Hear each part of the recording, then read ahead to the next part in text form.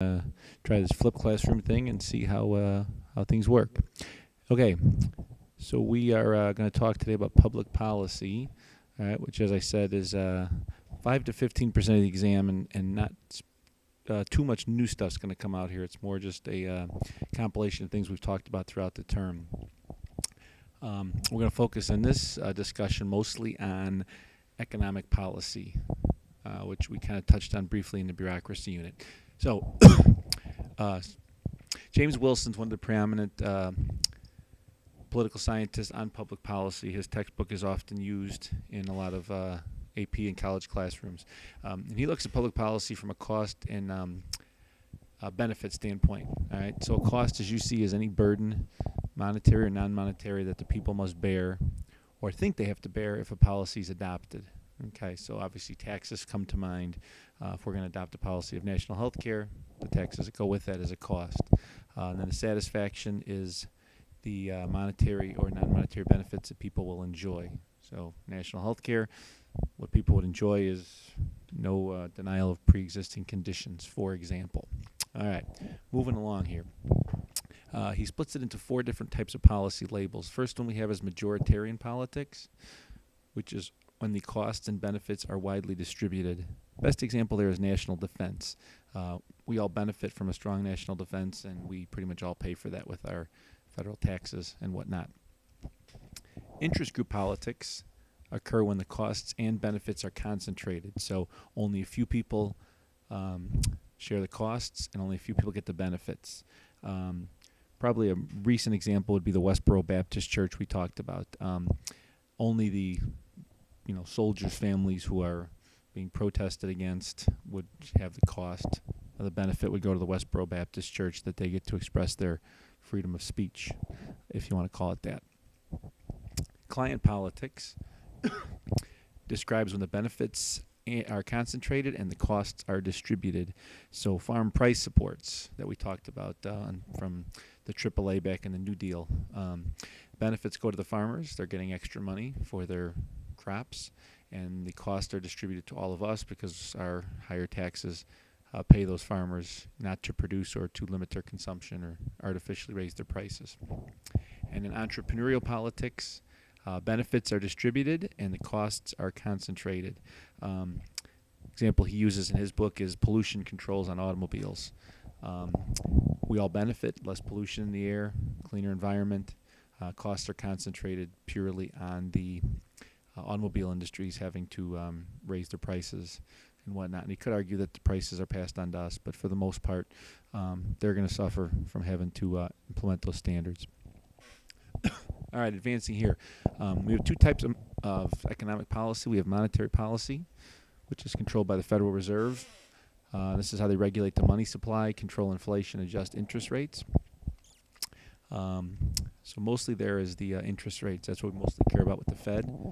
If you remember, this is a regulatory agency. And then Congress gives the Fed sole power because it is time-consuming to implement monetary policy. Congress doesn't want to be blamed if the economy's bad and interest rates go up. Congress doesn't want to have to take that hit come election season. And these members of the Fed, like Ben Bernanke, have expertise. That's their specialty. They know a little more than Congress does. Fiscal policy, basically you're looking for 2 words, and I've kind of highlighted these on the screen here. It's anything dealing with tax and spending. All right, President proposes a budget, Congress passes the budget. It's pretty straightforward there. Okay, you need to know some different types of taxation. These can pop up. We have income tax. If you can guess which amendment that deals with, hopefully you remember. That's number 16. All right. Most recent data has that taking in about 46% of all the revenue into the Treasury. And there are different types of income tax. There's a progressive income tax that we currently have, where the wealthy pay a greater percentage of their income. There's a regressive tax, where the more poor income people have a greater percentage taken out than the rich do. And then there's a flat tax where everybody pays the same percentage. Okay, so for example, Medicare is a flat tax, I believe, of like 2.2%, that everybody pays the same rate. Or some people argue that tobacco and alcohol taxes are regressive because that $2 extra on a 6-pack of beer that the rich person's paying is nothing out of his income, or the poor person, that's a greater chunk. So it's kind of regressive that way. Corporate taxes are anywhere between 15 and 35% of corporate income. And this usually gets thrown around like a political football in election season. And that's about 12% of all the federal revenue. So when we talk about raising corporate taxes, it's very little money that's getting taken in that sense. And corporations generally would pay less than the individuals working in those, because it's not income tax. It's more taxes on the corporation.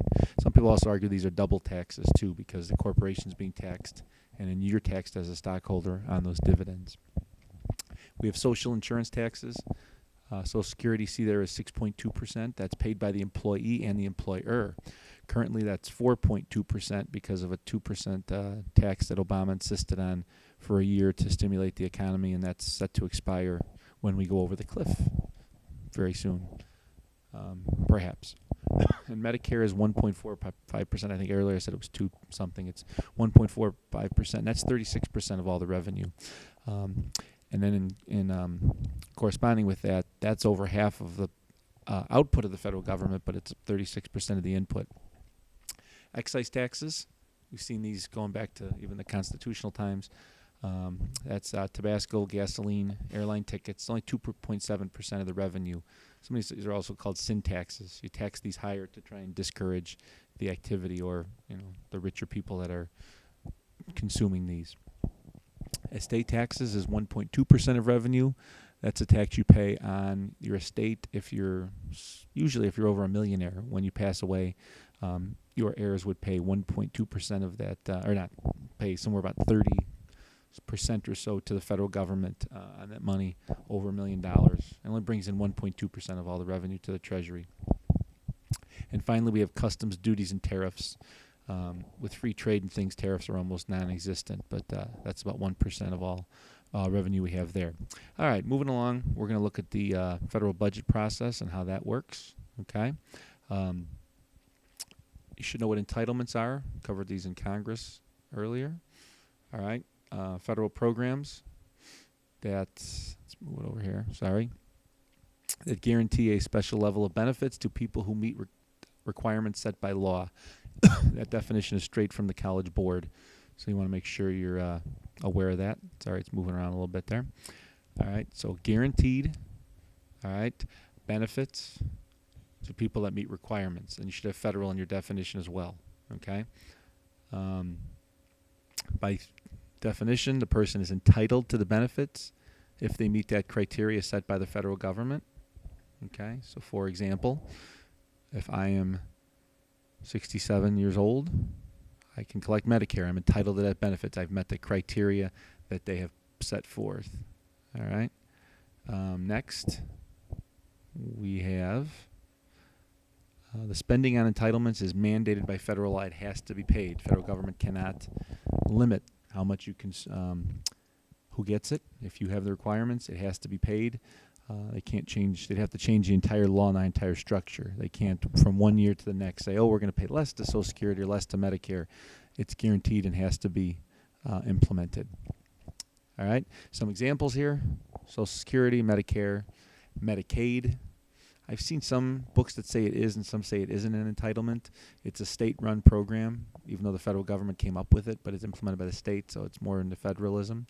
Any Veterans Administration programs, unemployment, food stamps, and retirements for federal employees such as FBI agents or customs officials, anything like that, soldiers, all those benefits are entitlements. All right, a couple more on entitlements here. Let's pull this over. Some of the positives: it gives the benefits needed to American citizens, helps retired people with their Medicare or their health care and their retirement, and the government can't avoid paying it. It has to be paid by law. It can't be a political game. All right. The negatives: Congress has no discretion on the money allotted. All right. If the formula calls for Social Security to get a 4% increase because of cost of living, Congress has to pay it. It takes up roughly 2/3 of the budget, and it's a lot less money for discretionary spending. Discretionary is changes from year to year. It's at the discretion of Congress.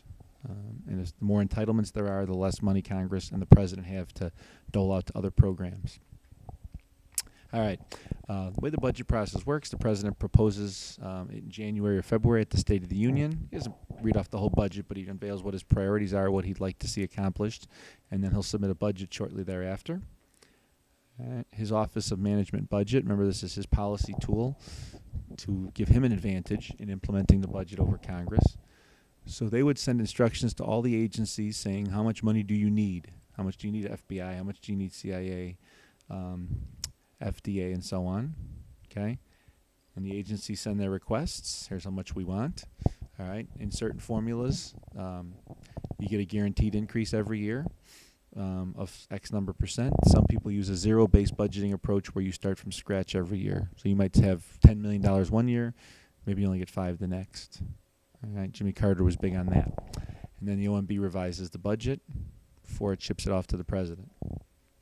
Now, Congress has its own group called the CBO. This is more the official independent group to analyze the budget. The president submits it to Congress first week of February. So anywhere in the Constitution, these are all kind of informal changes that have taken place.